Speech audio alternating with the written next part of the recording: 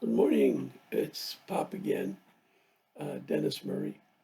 Uh, I'm gonna really try hard today to stick to under 10 minutes, so I'm gonna get right to it.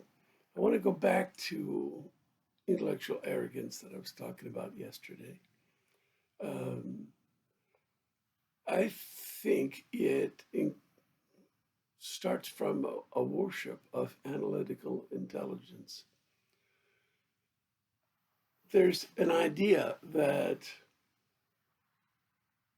we can use analytical intelligence to solve all problems, even personnel problems, as for example, determining who's a good teacher, who's a good school principal, who's a good judge, who's a good elected official, how to run the economy, how to run foreign affairs, how to conduct wars. And it seems that the idea is that smart people are able to be objective and this objective analytical intelligence is able to address all matters. We've seen time and time again that this isn't how things work out. In all honesty, there's no evidence to support this worship of analytical intelligence. The evidence is all to the contrary.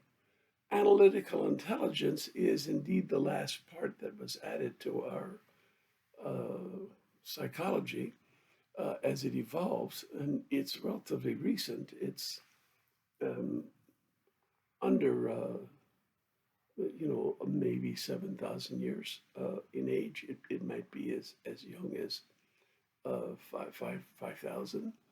And it wasn't born in the same time all over the world. It was a capacity that developed in our psychology at different times in different places. Um, Egypt and China may have had it earlier than others. Europe doesn't seem to have gained it until about um, as little as 3,000 years ago. Um, Nonetheless, because it has incredible abilities, it's easy to overestimate its qualities.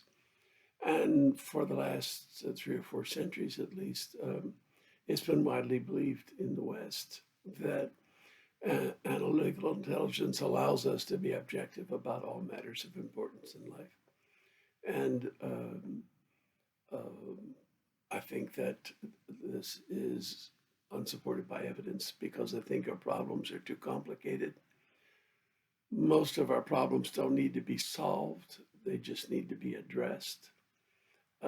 Most of them can't be solved, in my opinion, but they can be addressed. And when you get to my age and you look back on problems in your life, and you take some comfort from the fact that you addressed them, and you don't require of yourself that you solve them.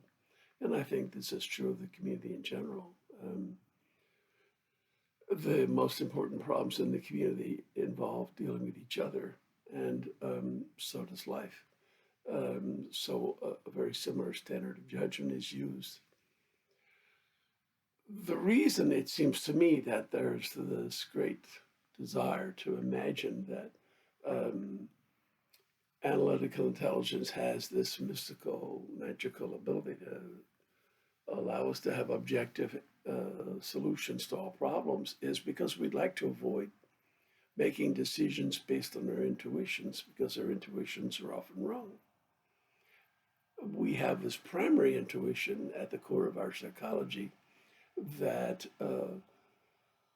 we can call awe, the experience of awe and of each other.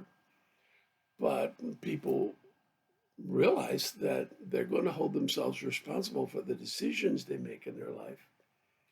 And they'd like to be sure before they go ahead. There was a TV show back in my childhood days. It would have been in the late 50s or early 60s.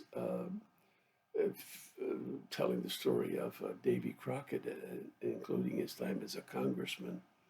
Um, and at one point he said, and he said a number of times, that his father always told him, be sure you're right, then go ahead. Well, at the time, I was very impressed with his life philosophy, and it went in with the intellectual arrogance that I was developing from um, in my own life. And I really thought that that's how you should approach life. Be sure, and then go ahead. Um, it just seems to me that this just simply not possible. That the world is incredibly complex, it's vague, it's ambiguous, it's uncertain, and you need to accept that about the world. And you need to accept that you will make decisions and you will hold yourself responsible for them. And they're often going to turn out to be wrong. And you have to forgive yourself for unintended consequences, for errors in judgment, as well as for those things you did, which at the time you were doing them, you knew were um, wrong. They offended your moral sense. They involved turning against each other. And so this this means we have to start with the intuition of awe and each other at the core of our psychology, and we live from those intuitions, which means we all live life not being sure we're doing the right thing, and yet we still have to act.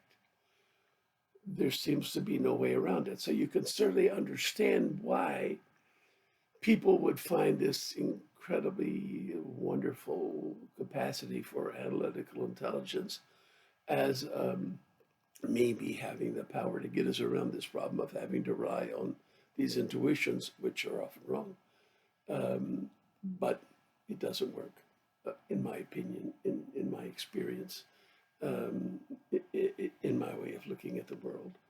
Ultimately, the religion arises from the experience of awe and of each other. So does morality, so does ethics, so does philosophy, so does science.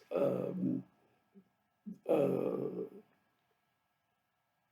our psychology includes not only these intuitions, but also these other capabilities for common sense and for analytical reasoning. And those together give us the ability to both make sense of life by realizing that we live with gratitude for our life and we live by turning to each other. And also uh, to use our capacities to learn things and create medicine and science and philosophy and, of course, religions. And in so doing, it seems to me that it all starts with awe in each other and it builds the incredible phenomena of human life from there. I told you I was going to make 10 minutes today. Goodbye. See you tomorrow.